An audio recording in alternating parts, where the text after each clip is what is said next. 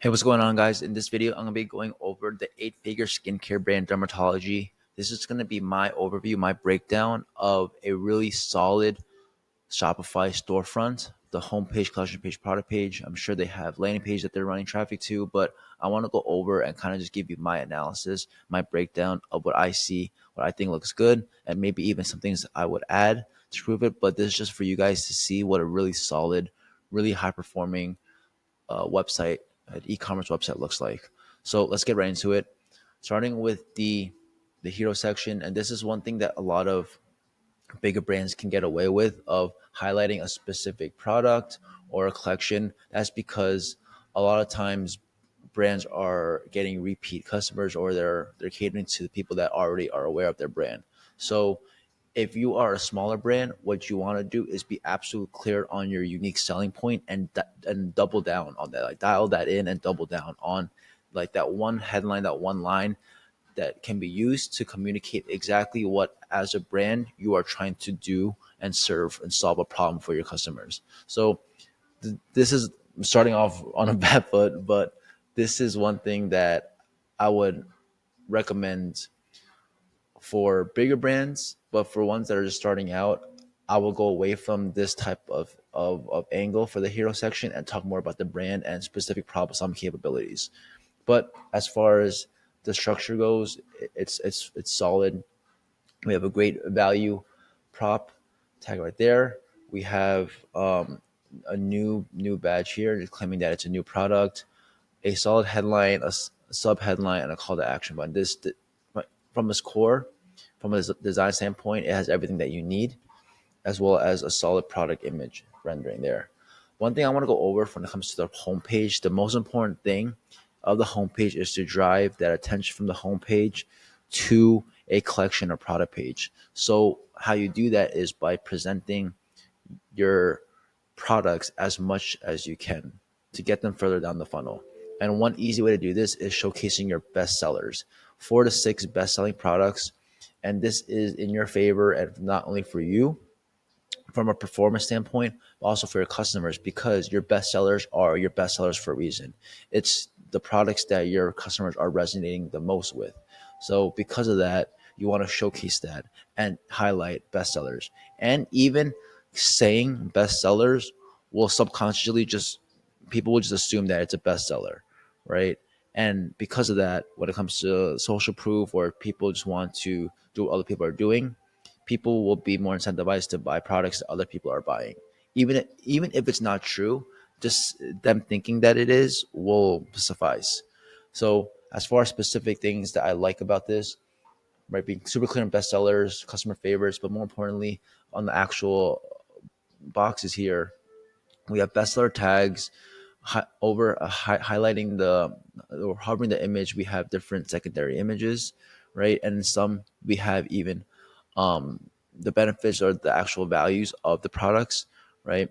We have the product title, so customer reviews, and how many are sold. This is something that I think is super interesting. Again, it's for brands that have a lot of people who bought it. But one thing that I don't see a lot of brands do is a little sub headline to educate or and describe what the product is and does, right? Because brightening eye mask, needleless serum, it sounds good, but people don't automatically know exactly what it does, right? So you want to keep these subheadlines benefit focused and focus on what problems it can solve, right? This is a great little text block there, right? Just reinforcing the brand, right? We have some credibility from either the founder or from a doctor that co-signs the brand, right? Adding that credibility. But notice how they get right back into bestsellers. And in this case, we have bundles to help with that AOV, right? So just recapping, we have the hero section, bestsellers, some credibility stuff, but we go right into more products. We have some stuff for rewards or newsletters. That's great. We have the skincare.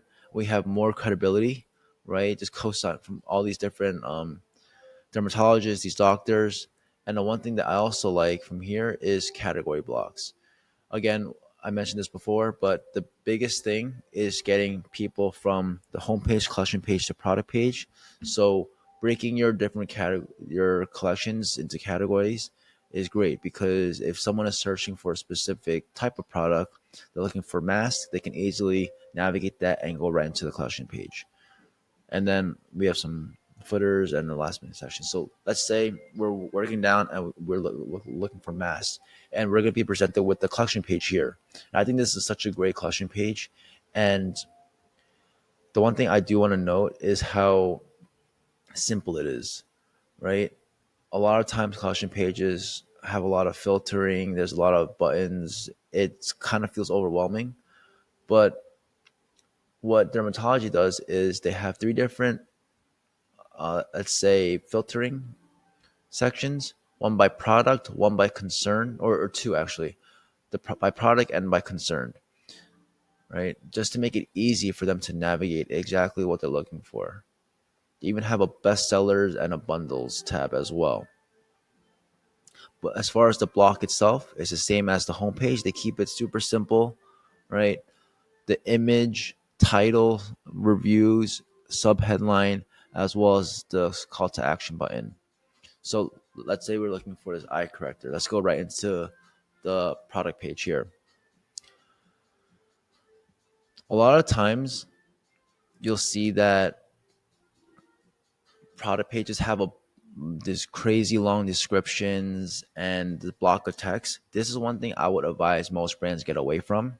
What I would do is try to make this more scannable and frictionless by using a little more breakdown, bullet points to break down the text. But what you could also do is utilize and leverage designs to communicate the same thing, but make it a little more visual, where people don't have to actually read it. They can kind of glance at it and still understand exactly what they're trying to communicate, right? So that's one thing I would improve. And even checking out the mobile view, you can see that they start out with the title, reviews, price as always, same thing.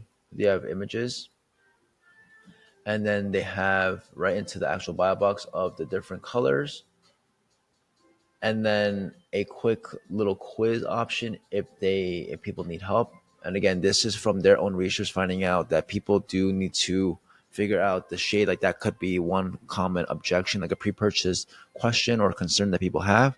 So they have like a little diagram or just like a graphic just to help them decide. Again, the whole point of a product page is to help them get over the hump and button up any last minute things they need to be educated on to make that buying decision. So whatever you can do to help that buying process or that buying decision as easy as possible, answering any objections, concerns, questions that they have, that is going to be ideal.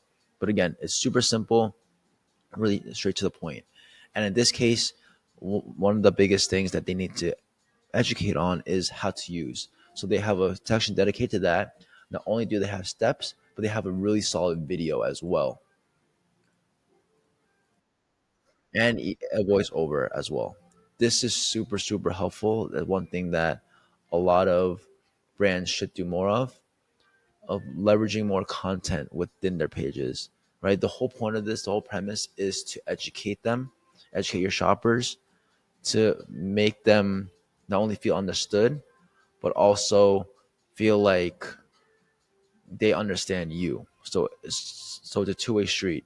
They want to feel like you as a brand understand their problems and the type of solution that they're looking for. And on the flip side, they need to understand what you're trying to communicate and trying to educate them on, right? So doing your job as far as making it easy for them to understand and learn about your product. And of course, we have more information about the descriptions, directions, ingredients, and we have some great points on the skin concerns of like what it actually solves, some any similar products, right? Keeping them on the page and then right into reviews, right? So this is just a quick overview of a really solid funnel, a storefront funnel. I definitely think their homepage is their biggest or their strong point, just because it's so dialed in. But feel free to take some elements from here, everything that I showed, and apply it to your own store. I hope this helped.